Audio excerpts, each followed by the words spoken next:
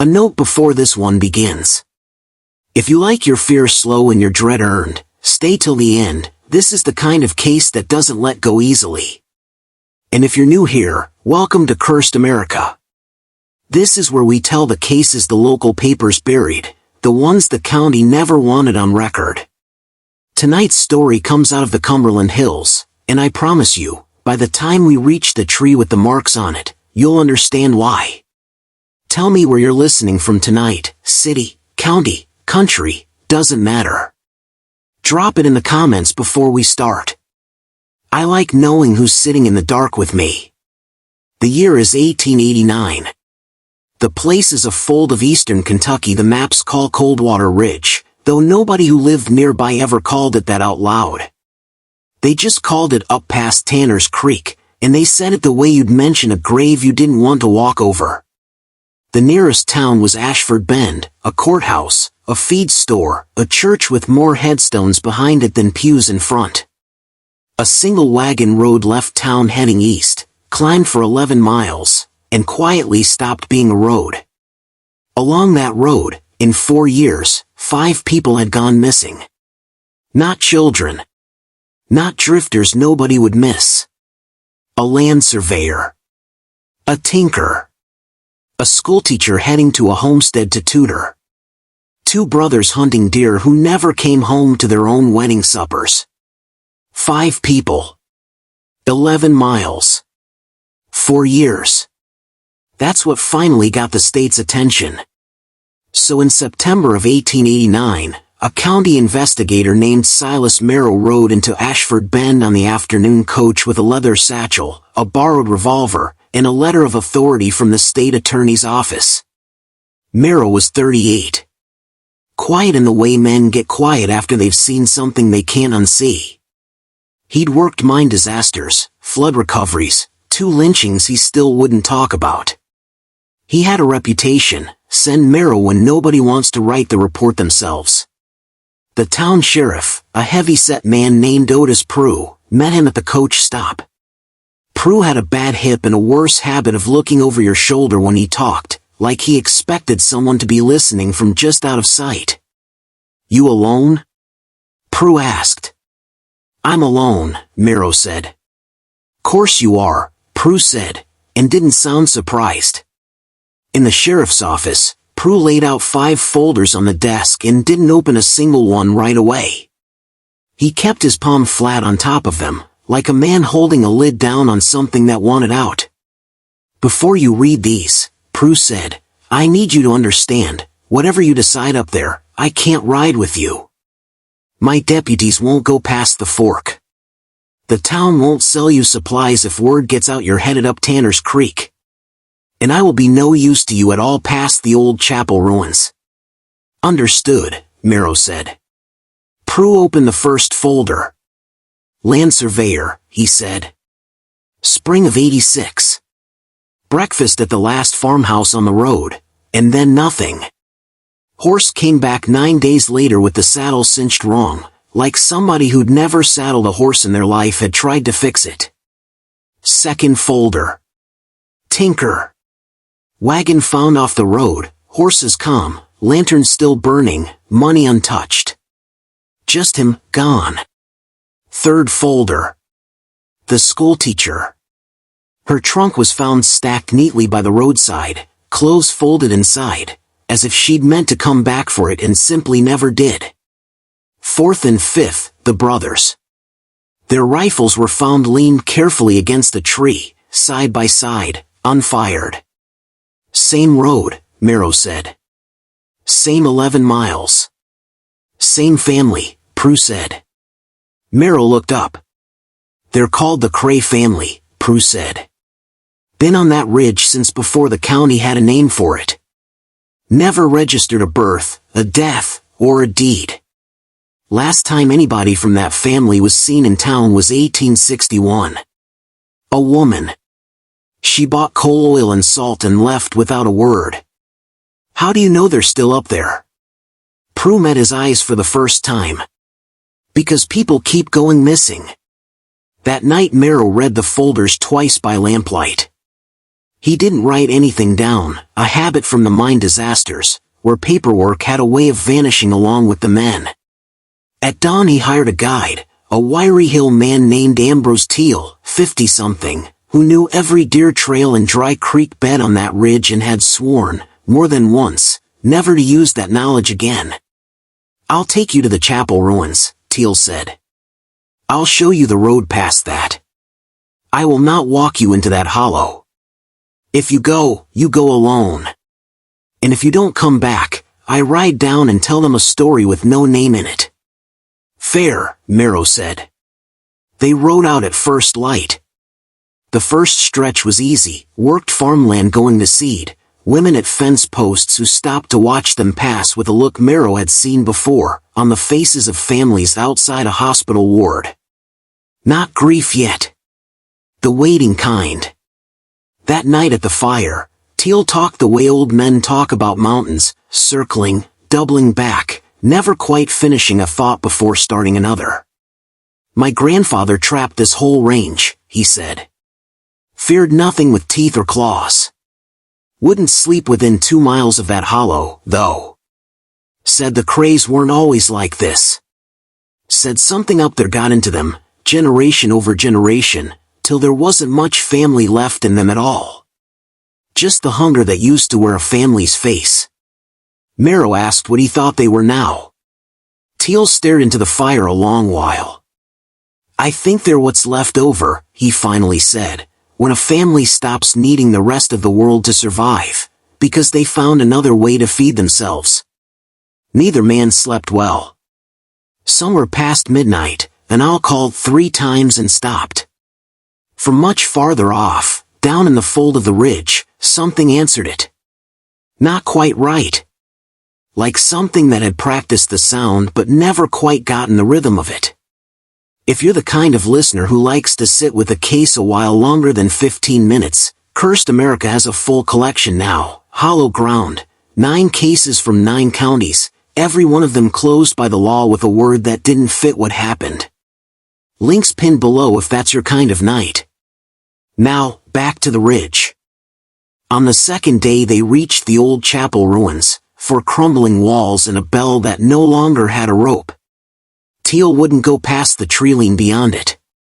He tied his horse and pointed with his chin. "Road runs along the creek from here, about 2 miles, till it splits at a lightning tree. From there it's less than a mile to a clearing. One house left up there now, Merrow. Used to be more. Now it's just the one, and everybody left in that family lives in it." He looked at Merrow for a long moment. "My mother used to say, 'Don't go up past the chapel.' She's been dead 11 years and I still hear her saying it. And here I am watching you walk past it anyway." Merrow checked his revolver, tucked a wax paper packet of matches into his coat, and handed Teal his letter of last instruction, the one every investigator in that district carried, folded and sealed, with a line at the bottom about who to notify if the body couldn't be found. 2 days, Merrow said. "If I'm not back, ride down and tell them." "I'll wait one," Teal said. "Because if they've got you, they'll come looking for whoever brought you next. And I don't intend to be here when they do." Merrow nodded and walked on alone. The road narrowed to little more than a footpath worn deep by a century of feet that had never worn boots. He found tracks in a patch of soft clay near the creek, bare feet, wide at the toe, heavy despite their size. For sets, going up, going down, overlapping like a well-used trail. He thought about the weight it takes to leave a print that deep in dry clay. He thought about what kind of weight a person might be carrying to leave a print like that. He didn't like the arithmetic. He kept walking. He passed an old homestead, one standing chimney, a rusted plow gone the color of a fresh scab, and driven into the trunk of a beech tree, a bent piece of iron shaped roughly like the letter C, polished smooth at the top from years of a hand gripping it. He found 2 more, at 2 more dead homesteads. Same shape. Same polish. A brand, laid slowly, over decades, on everything that had once belonged to someone else. At the lightning tree, split top to root and healed crooked around the wound, he found a tally. Not writing. Just marks, grouped in fives. He counted. 14 groups of 5, and 2 marks standing alone. 72. He sat with that number the way you sit with a fever once you finally take your temperature and see the digit. 72. Not 5 missing. 72, cut one at a time into the last honest tree before the clearing. He camped that night without a fire, ate cold, and listened. Around midnight, bare feet came down the path, slow, unhurried, certain of every root and stone in the dark. They stopped 12 feet from where he lay still in the brush. He heard breathing, long, impatient, and entirely too calm. Then a voice, thin and dry, called out 2 syllables that weren't English, weren't Cherokee, weren't anything Merrow had heard in 12 years of state work across 3 states. Something answered it from further up the ridge, in the same tongue, and the footsteps moved on. He didn't sleep again. A breath here before what comes next. If you've ever been somewhere that felt like the woods were leaning in to listen, leave it in the comments. I want to know where. I want to know if you turned around. At first light he followed the tracks the last mile to the clearing. The house wasn't large, 2 stories, hand-hewn logs, a stone chimney, a lean-to at the back. At a glance it looked simply old, simply poor. It took a second look to see what was wrong with it. Every window had heavy curtains drawn, but each one left a 2-finger gap at the sill, just wide enough for someone sitting low on the floor to watch the yard without being seen. Every window. The front door had a hasp and padlock mounted on the outside, a lock built to keep something in, not to keep visitors out. And the yard itself had been swept clean of grass and swept again, in long careful strokes, leaving only bare footprints, dozens of them, layered over each other like a well-danced floor. Merrow watched the house a full hour from the tree lean. Nothing moved. No smoke, though the morning was cold enough to want it.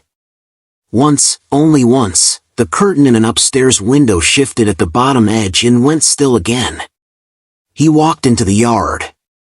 His boots sounded wrong on that swept ground, too loud, too new, too much like something that didn't belong there. He knocked. The silence that answered went on longer than a silence should. Then, close to the door, too close, as if someone had been standing there the whole time, a voice, dry and almost courteous, said, "What do you want?" He gave his name, his authority, the 5 names from Prue's folders. "Come in," the voice said, "and we'll tell you." "I'd rather talk out here," Merrow said. "We don't come out anymore, Mr. Merrow." "Haven't in a long while." The door swung open on its own. No hand on it. No face behind it. Just the dim, warm dark of the house, smelling of wood smoke and something sweeter underneath that he chose not to think about. From a room he couldn't see, a second voice, a man's, low, unhurried, said, "There's 9 of us in here. If we wanted you, you'd already be had. We're asking instead. Come in, sit, and we'll tell you where your 5 people went."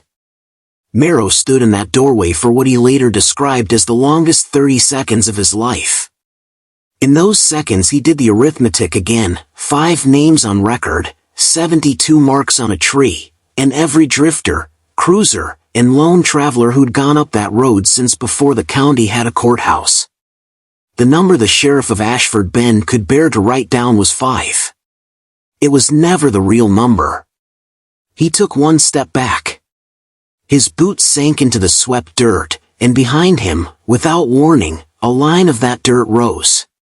A man, bare and pale with dried clay, who had been lying flat in the yard the entire time, stood up with the patience of someone who had done this many times and knew he had all night to do it again. Merrow fired once into the ground at the man's feet and shouted for him to stay down, and around the clearing, unhurried, from the hemlocks, from the roofline, from beneath more of that swept dirt, others rose the same way. An old woman with hair gone the color of ash. A man missing 2 fingers from a scar too old and too clean to have come from any blade. None of them ran. None of them charged. They simply closed into a loose ring, waiting, the way a family waits before sitting down to eat. Merrow didn't answer. His body decided before he did. He turned, found the widest gap in the ring, and walked through it with his revolver level and his eyes on the woman with ash-colored hair. She didn't step forward. She looked at him the way you look at food you've decided to let sit a little longer. He walked. Then he ran. Behind him, he heard no footsteps chasing. He heard one clear, unhurried sound, the door, closing. That, he said later, was the worst sound of the whole trip. A family that shuts its door after you've run isn't done with you. It's just waiting for supper to come back around. He ran the whole 11 miles. He found Teal exactly where he'd left him, 26 hours after the one-day promise, still waiting, rifle in hand, already on his feet. "Your face," Teal said. "God, Merrow, look at your face." They didn't speak again until Ashford Bend. Merrow wrote his true report over 3 days, hands shaking badly enough to blot the ink. Sheriff Prue read it once, all the way through, without moving. "This can't go to the state as it stands," Prue said. "It has to," Merrow said. "If it goes as written, they'll send 40 men up that road. And 40 men on that road won't end anything, it'll just make the number on that tree bigger, until every last man in Kentucky stood in that yard in his boots and been added to the count. That family hasn't lost to numbers in 100 years. Then what do you want from me?" Prue said the sentence that decided how this story ends: "Write the report that saves the next 5 people, Merrow. Not the one that avenges the last 5. Merrow wrote a second report. It said 5 people had been lost on a dangerous, poorly mapped road in difficult country. It recommended the road be closed 2 miles past the chapel ruins, a wall built, and a warning posted. Prue signed it. The county funded it. The road closed that winter. The true report went into a locked drawer, where it stayed, through Prue's tenure, through 3 sheriffs after him, through a courthouse fire in 1911 that somehow left that one office untouched, until 1958, when a WPA-era archivist copied portions of it into a private notebook before being asked, politely but firmly, to put it back and forget she'd read it. Merrow resigned his post the following spring. He moved out west, worked freight lines in Colorado for the rest of his life, and by his wife's account never once slept with a window uncurtained or sat with his back to an open door. He died in 1927, old, and by every account, still listening. Ambrose Teal never went up that road again. He told the story exactly once, to his son, the week before he died. The wall still stands at the chapel ruins. It's been rebuilt at least once.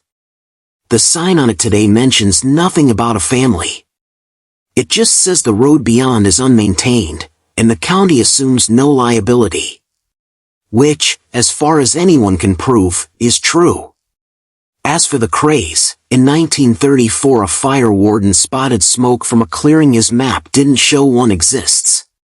In 1961, 2 college students hiked past the wall on a dare. One came back 4 days later and never spoke of it publicly again. The other did not come back at all. The last line of Merrow's sealed report, copied by hand in 1958 and preserved nowhere official, reads, "I do not believe the Cray family, as of this date, is properly counted among the living, nor am I prepared to count them among the dead. I recommend the road be closed. I recommend the wall be built.